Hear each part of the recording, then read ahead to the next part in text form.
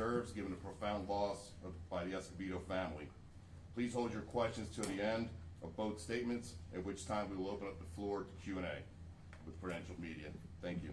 And now I'd like to introduce State Attorney Tom Bakkedahl.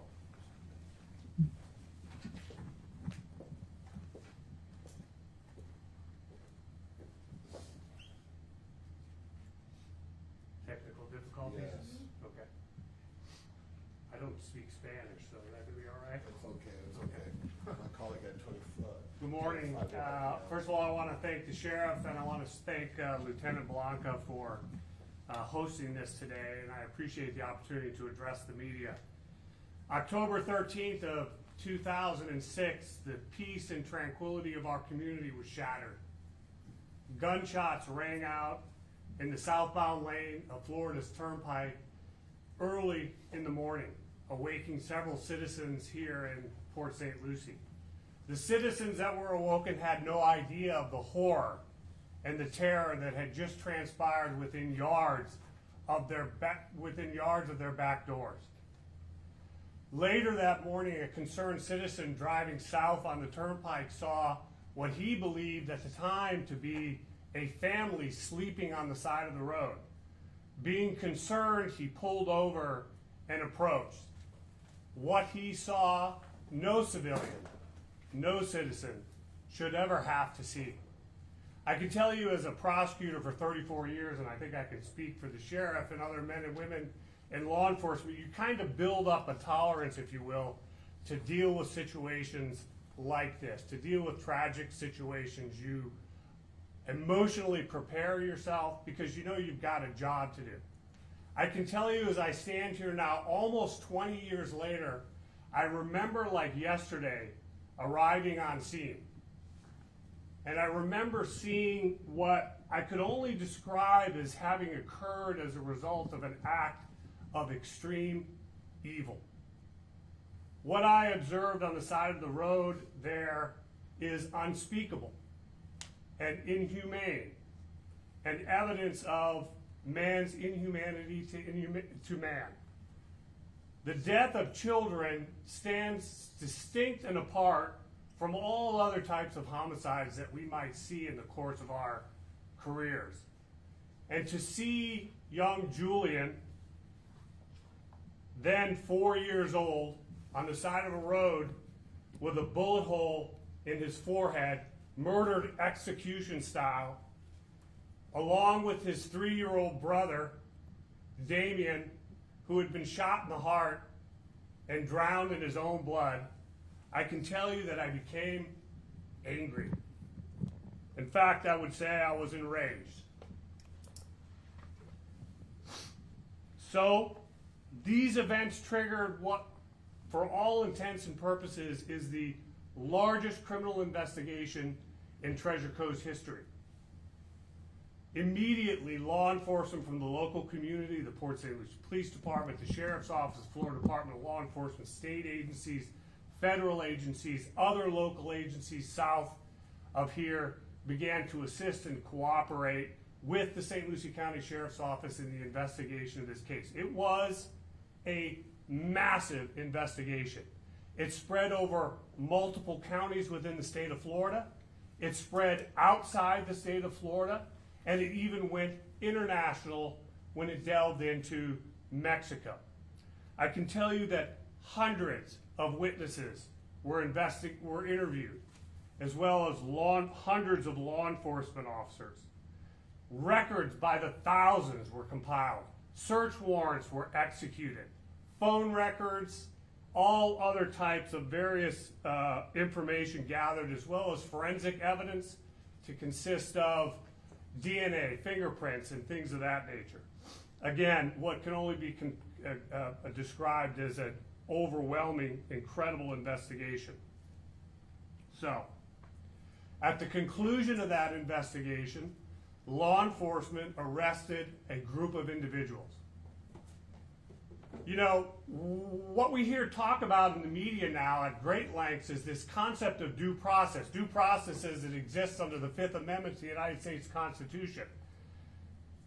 And when you look at the manner in which this case was handled by both federal and state authorities, what you end up seeing is due process on steroids. There's a saying in capital litigation that goes something to the effect of death is different, which means to say that when the government is going to seek capital punishment, the highest penalty at law, the amount of due process that is applied to that case is above and beyond what would normally be the situation. In this case, the defendants that were arrested were appointed counsel, each and every one of them. The two defendants for whom the federal government sought the death penalty had two lawyers. Those lawyers had access to tens of thousands of records and documents and witness statements and the materials that I referenced earlier. Those lawyers had the ability to appear in a court of law, a federal district court, before a federal magistrate and a federal district court judge to challenge the actions of law enforcement, to challenge the collection of evidence, to challenge the execution of search warrants, as they're entitled to under the law of the land and the United States Constitution. They had the full right of jury trial, which is to say for a period of 3 months, 12 plus citizens suspended their lives to litigate this matter, to stand in between their government and a fellow citizen and mediate a dispute. 3 months they suspended their lives, and they listened to testimony, and the defense attorneys had the opportunity to challenge the evidence in court, to cross-examine witnesses, to present evidence, to make argument. Full due process. And at the conclusion of that trial, those 12 citizens, reflecting upon the facts, the evidence, the law, determined that the defendants in this case were guilty, unanimously, beyond and to the exclusion of a reasonable doubt. But it wasn't done at that point in time, because there's further due process. Ultimately, the issue of sentencing is a matter that is considered by a jury. A jury determines whether or not there is sufficient evidence to warrant a recommendation to a judge that somebody be sentenced to death. And they had an entire another trial, additional trial, which the federal government put on evidence, and the state was, and the defense was allowed to present additional evidence and information in an effort to seek mercy from a jury. And for the first time, as I understand it, in decades, possibly 40 years, a jury in the state of Florida, a federal jury in the state of Florida, recommended unanimously for the imposition of the death penalty. The judge, then independently weighing that evidence, decided that that was the appropriate sentence and sentenced these two defendants to death. But it wasn't over. Because at that point in time, the defense, having its access to due process, appealed to a federal circuit court of appeals, where a panel of judges reviewed the entirety of the case, from the actions of law enforcement through the behaviors in the trial and the sufficiency of the evidence, and determined that the convictions would stand. Not ending there, the defense appealed to the highest court in the land, the United States Supreme Court, ultimately denying those appeals. That's the due process they got. Now you ask yourself, what due process did they get? What due process did 4-year-old Julian and 3-year-old Damien and his parents get, and their families and their mothers and their siblings and their fathers? What due process? What process did they get? They got undue process. Because on the eve of Christmas Eve, December 23rd, 2024, on the way out of the front door of the White House, within less than a month of departing the White House, a cabal within the administration, by utilization of an auto pen or by the exertion of some undue influence on a clearly diminished president, signed an executive order, or excuse me, a clemency order granting clemency to the men who murdered these children without process and without justice, without inquiry, without involvement, without knowledge. Under the cover of darkness, this was done. And of course, by denying them their due process, they were denied justice. Now here's what perplexes me. Here's an administration that has militantly, over the course of the 4 years in office, pushed for a woman's right to terminate the life of an innocent child. Juxtapose that with this. How perplexing is it that you could take that position and then show mercy to somebody who would murder children? It belies common sense. It's staggering in its scope. It conjures in my mind the words of the prophet Isaiah. Woe to the man who would call good evil and evil good. Well, I think it's a question of pure, naked politics. Which is to say, there were 40 people on death row at the time this clemency order was issued. 40. Now, what did I tell you? I told you that only 37 of them were granted clemency. Now, if you oppose the death penalty, good. Fine. The way it works in this country is the legislature creates laws, and then Sheriff Del Toro and I enforce those laws through the courts. If you don't like the death penalty, the mechanism you utilize to remove it is to vote it out. The people of the United States of America have said, we want a federal death penalty. And yet, this administration, the former administration, took it upon themselves to override the will of the people. And here's why it's political. Because if you do the math, there are 3 defendants that still sit on federal death row. And if your principles are the death penalty is wrong and immoral and not a proper and just function of your government, then you commute them all. But you didn't commute them all because they couldn't take that political heat, whoever made this decision. And I will also say that it's political in the sense that they knew that in a mere month, a new administration was coming into town, and that administration would have enforced those laws and imposed the death penalty or executed the death penalty on the inmates sitting on death row. So why am I saying this? Here's why I'm saying all of this. I'm saying this because we are at a crossroads in this country. There is a crisis in the competence of the criminal justice system. Politics has no place in this process. This is about merely following the law and the application of the law. At present, the people of the United States of America and the state of Florida believe that the death penalty is a just and proper function.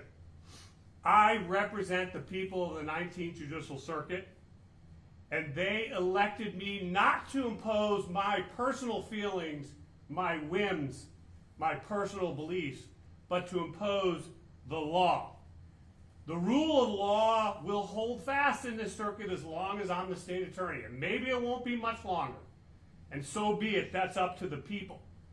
But I will apply the rule of law, and I will seek justice wherever it leads us in this particular case. Let me tell you that having prosecuted many capital cases and many more murders, this act is particularly cruel in that, you know, when you're sitting in the audience and you're holding the hand of a mother who has lost her child or a father who has lost his child, and they're looking to you for something, You can't give them anything.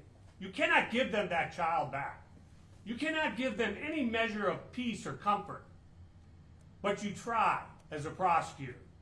It's your life's goal. The men and the women that worked on this case and prosecuted this case dedicated their lives. It's grueling. It's the most difficult thing we do as prosecutors. So, on the 23rd, literally that morning, I reached out to our newly elected sheriff. He wasn't even in office yet. And I said, we've got to do something about this. This can't stand. And he said, and anybody who knows the sheriff knows this to be true, I got you, brother. That's what he said. And from that point forward, I knew that we were going to do whatever it took. This is going to be a massive endeavor. I am the state attorney of the 7th smallest circuit in the state of Florida. I am down significantly in staffing. We are going to have to track down hundreds of witnesses. We're going to have to, I've been reading the trial transcript for a month and a half now. I'm only on page 6,000. Tens and thousands of documents. We're going to have to locate evidence spread far and wide. This is a massive undertaking that we're engaged in. I don't have the resources to do it. I could not do it without your sheriff. And on behalf of all of the citizens of the state, I thank you, Sheriff, for your willingness to step forward without any question in committing your resources. I will personally lead a team of 3 prosecutors in my office as we reopen this case, and that's what we're doing. I make no promises to you. I will go where the law and the evidence takes us, and I've assigned 3 of my most experienced prosecutors. Between the 4 of us, we have over 102 years of prosecutorial experience. We've tried over 570 cases, and we've handled over 23 death penalty cases. We're up to the task, and we're going to do it. So I make one promise, and one promise only to the citizens of this circuit, and that's for them. It's for Damien, and it's for Julian, that we will leave no stone unturned, we will leave no avenue unpursued, we will look at anyone who may be involved in this case in our pursuit of justice on their behalf and on behalf of the victims in this case. This is simply a pursuit of justice. This is not political. This is not personal. This is the right thing to do.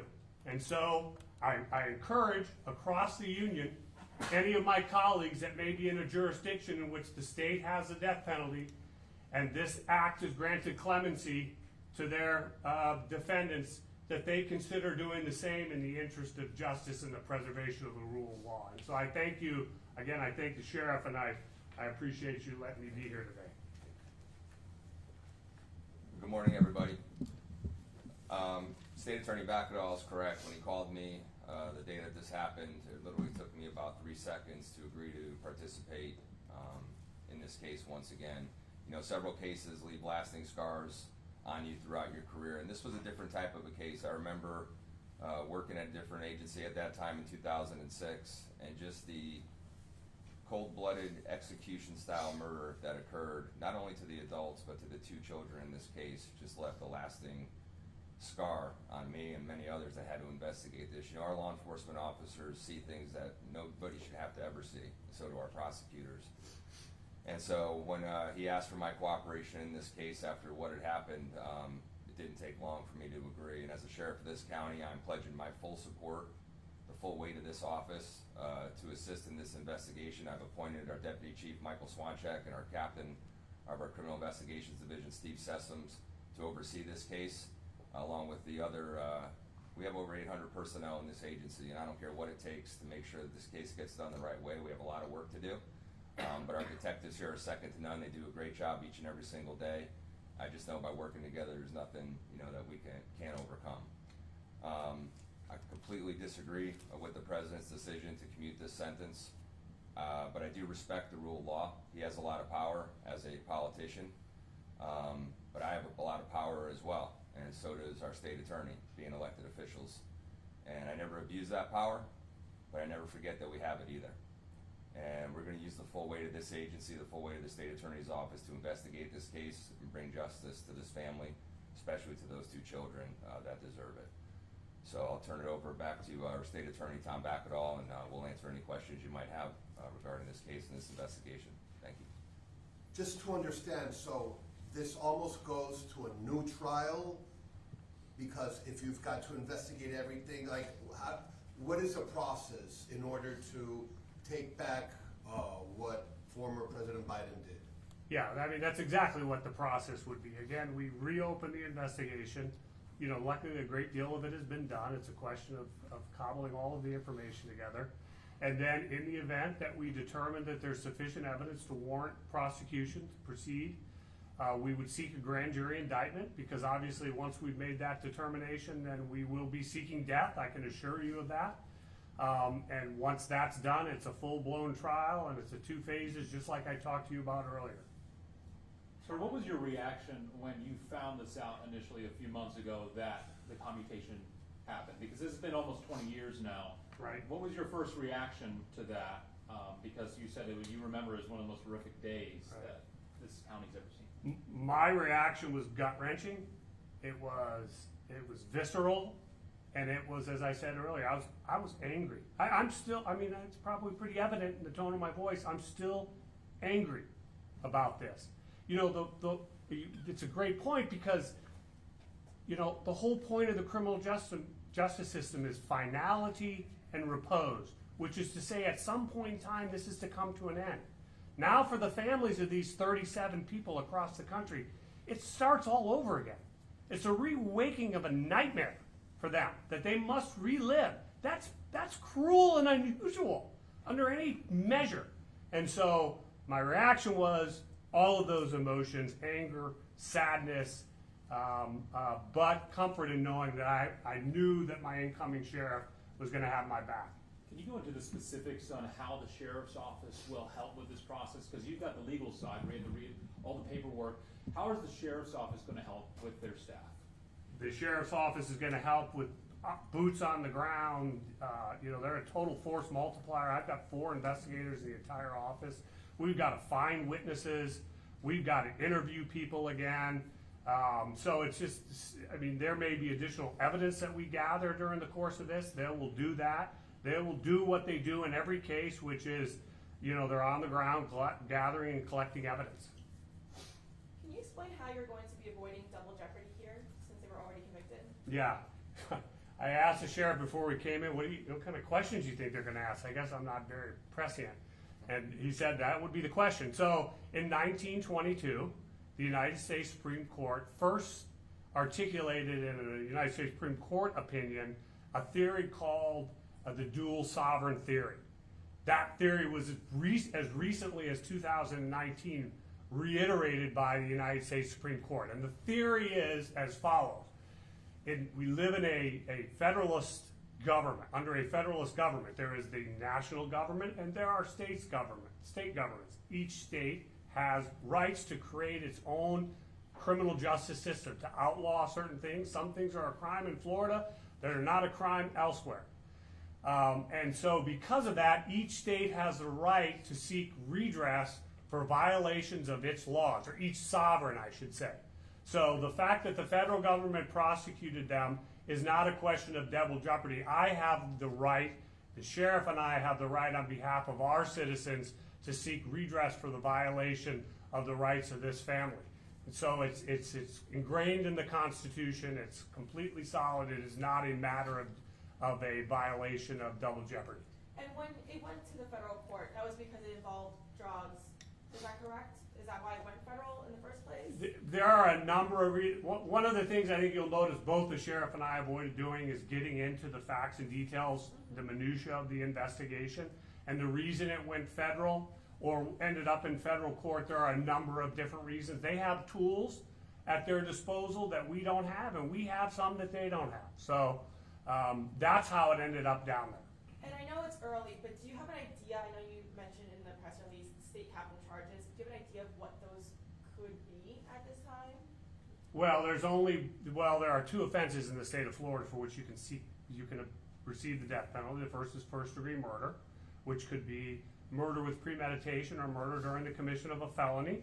The second is capital sexual battery. Obviously, that doesn't apply in this particular case. So the theory would be a variation of first-degree murder. The 4 counts against Troya and Sanchez each? As I indicated earlier, Will, and Melissa tells me you get one question, so this is it. Melissa lies. We're not focusing on just those two.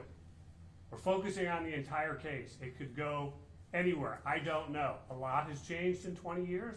We'll see. But, you know, I mean, certainly those two are front and foremost. So you're saying there's more individuals that could face charges like Varela or? What I'm saying is we're reopening this investigation. Everything is on the table. I'm not making any promises. I'm just saying that that's what we're doing. Yeah, because as you know, Troya and Sanchez went on trial with Danny Varela at the same time, and Danny's former girlfriend, who's already served her time and gone out.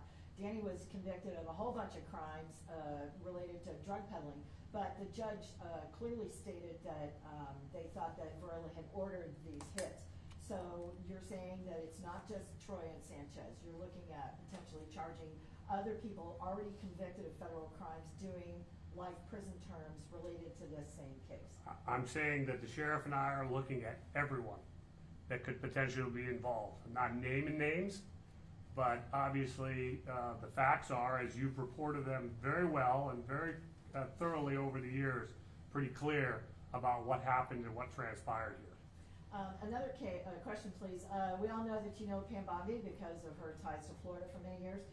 Did she by any chance call your office after Biden commuted the sentences and ask you to take this action, or anyone else in the U.S. Attorney's Office reach out to you to ask you to do this? Yes, we were contacted approximately a month ago by an assistant United States attorney in Palm Beach who had indicated that the Justice Department has asked them to reach out. We were already actively involved in looking into the case.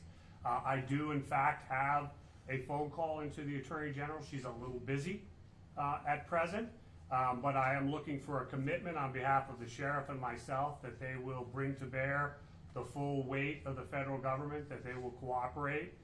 Sometimes, in my experience as a prosecutor, the federal government can be somewhat difficult to deal with, and there's going to be a lot of information and materials we're going to need from them. I know she will reach out, and I have absolutely no doubt that she will commit 100% to the Justice Department to cooperating with our investigation and prosecution.